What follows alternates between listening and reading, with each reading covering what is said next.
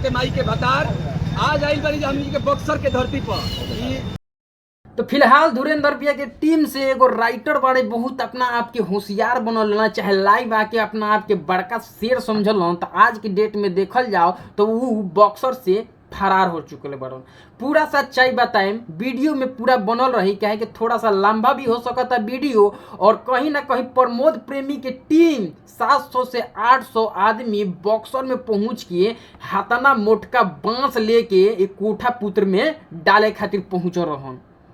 तो यही पर आज चर्चा करे वाला बनी कि आखिर कोठा पुत्र वहां से भाग काहे गए। अपना आपके बहुत बड़का शेर समझे वाला जो उनके कोठा पुत्र हैं कहेलन कि हम इनकरा के इंतजार कर दतनी प्रमोद प्रेमी के। प्रमोद प्रेमी की टीम वाला जब बॉक्सर में पहुंच के एकरा के ढूंढे के कोशिश कैलन तो कोनो बाबा बारन जो कि वो बड़ा बढ़िया राइटर उइटर होवन, चाहे अपना भोजपुरी में योगदान दिले होन, ओकरा घर में जाके घुस गइलन।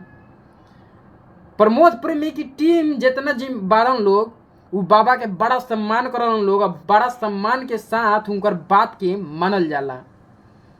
वहीं पे वो बाबा के घर में घुस जालन तो ये लोग सम्मान के साथ के वजह से उनकरा घर पर हमला ना करेला, ना तो एकरा भीतर हाथना मोट के बांस टेल देवल जाई।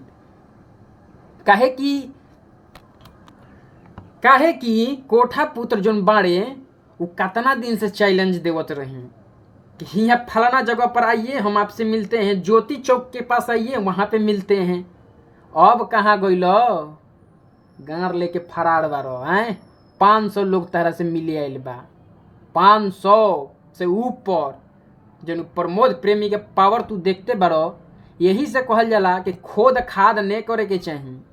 इतना ज़्यादा खोद खाद तू सोचल कि कोनो के मुफाटा बा बोल देवे के बा, लाइव बा के कोनो के बारे में कुछो कह देवे के बा, रेलाई भइल तो बस वहाँ से गायब हैं।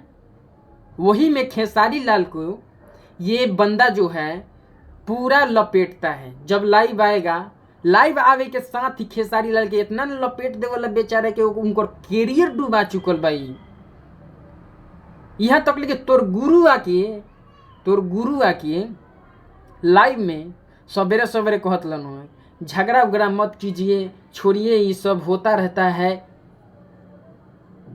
ते आके तो पूरा एकदम भौकाल मचले रहे 2 दिन से। और बांस गोइल बा हाथना मोटका नु तो फरार बा। भाई लोग जम के शेयर करिए लोग, काहे कि हम हूँ एगो आरा जिला से ही आविला और एकनी के बांस करे खातिर एकदम तैयार बनी।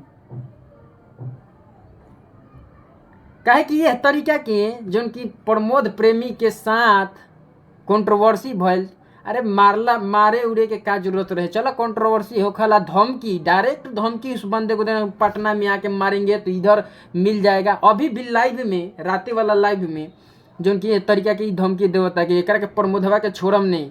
यार प्रमोद प्रेमी हैं, एक समय में वो अपने आप को खेसारी लाल का चेला बताता था। तो राजा से फड़िया बोल ते तो साफ नीच हो गई बड़े। प्रमोद प्रेमी तो अपन भाई गायकार होवन, खेसारी लाल गायकार होवन, आ ते बीच में का मरवावे आयल बड़ो तू हैं। वो बोला तरन अपना भाई के, वो अपन छोट भाई के बोली हन, तो तू बीच में मरवावा तरवा कि सार रेलाई भइल तो फरार हो गई बड़ो। तो यह तरीका के पूरा एकदम भौकाल मचल बा यूट्यूब पर, जो हम वीडियो चढ़ैले बनी आ चढ़ावे जाते नहीं फिलहाल जल्दी। काहे कि यह तरीका के बयानबाजी यूट्यूब पर होत रहला। आ गलती तो पता बा, पूरा ऑडियंस के गलती पता बा कि केकर गलती बा। हर तरफ से बंदा वहाँ बॉक्सर में पहुँचत रहन, आ हर तरफ देखल जाओ तो यह तरीका के आफरा तफरी मचरलक हो। वहीं पर कोठा पुत्र बॉक्सर से फरार हो गया।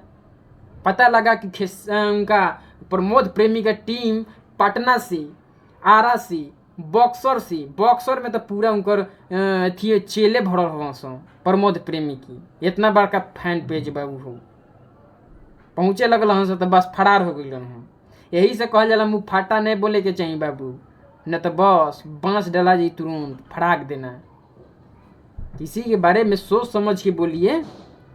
और इस तरीके का माहौल क्रिएट आप लोग करवाते हैं, कहीं ना कहीं आप लोग का बहुत ज़्यादा बहुत बड़ा हाथ होता है। अरे राइटर बारह, राइटर लेखा अपन काम करो, खेसारी लाल के टीम में और कोई राइटर नहीं बा, कृष्ण बेदर्दी, महेश पांडे, कौन कौन राइटर बा, सहान देहाती और भी बहुत सारे बड़े बड़े राइटर बन। एको बार लाइव आके कहल लोग कि हमारा भैया धुरंधर भैया के गाना आया है, ये हुआ फलाना ठेकाना। चला तोहार एगो गाना नहीं आई खेसारी भाई के साथ, ताले तो पूरा बवाल कर देवल, ओकरा कंट्रोवर्सी बनावे लगल, कंट्रोवर्सी करे लगल। तो इहे होखला, ऐसा आदमी के साथ इहे होखे के चाहिए। तो फिलहाल के लिए ई रलक आप लोगों के खातिर, और हमारा चैनल के सब्सक्राइब नहीं किया तो सब्सक्राइब कर ली और एगो लाइक कर दी ताकि हमनी के मोटिवेशन बढ़त रहो। तो फिलहाल के लिए जय भारत, जय हिंद, और जिया प्रमोद प्रेमी, 1 नंबर काम कइले बड़ो, तारा के दिल से सैल्यूट बा। ऐसन काम के, ऐसन आदमी के इहे चीज होके के चाहिए, ऐसने व्यवस्था होके के चाहिए।